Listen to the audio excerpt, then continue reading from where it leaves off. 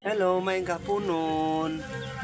This is Kuya Ani Ascali Aguila, no? So, atalay paabot ya sa atong mga kaila, mga pamilya, amigo, kauban, mga amo.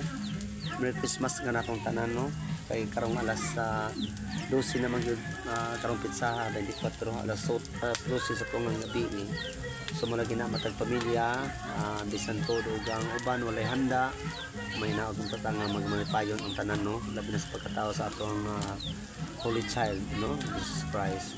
Ang pagnugso ni Mother Mary ni Jesus Christ, no?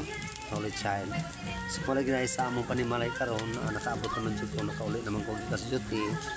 So ni anang prepare sa mga ginagmay para handa sa lamesa para sa pamilya. So nag-barbecue ko og karne nga baboy, no? So nag-barbecue ko para handa sa Christmas. O tanan karon mga pamilya siguro naghanda na siguro magamay man o madaghan. Kasi nagyapo na importante nga doon na tayo mga panalangin, pasalamat. Labi na kayo nga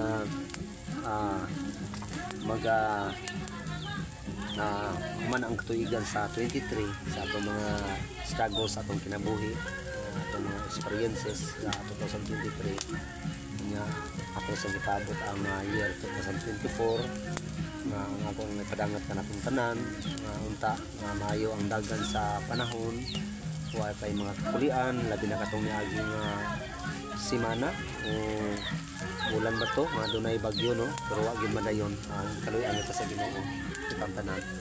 Ang uban nga doon na may mga agian nga mga kasakit, so mga pagsulay lamang kana sa atong kinabuhi, no? Karon nga kugot kinang atong mga panalangin ug buhat nga maayo sa atong kaugalingon, no? Aron nga masurvive ta sa atong pagka-Romano Katoliko. So malagi na natong tanan ng mga Romano Katoliko ug sa mga tinuan na wala pagitawon sila makaamgo kung unsay kamatuoran. So inapunta nga doon na ako kay mga kausaban sa atong kinabuhi, dagan sa kinabuhi, atong mga pagtuo.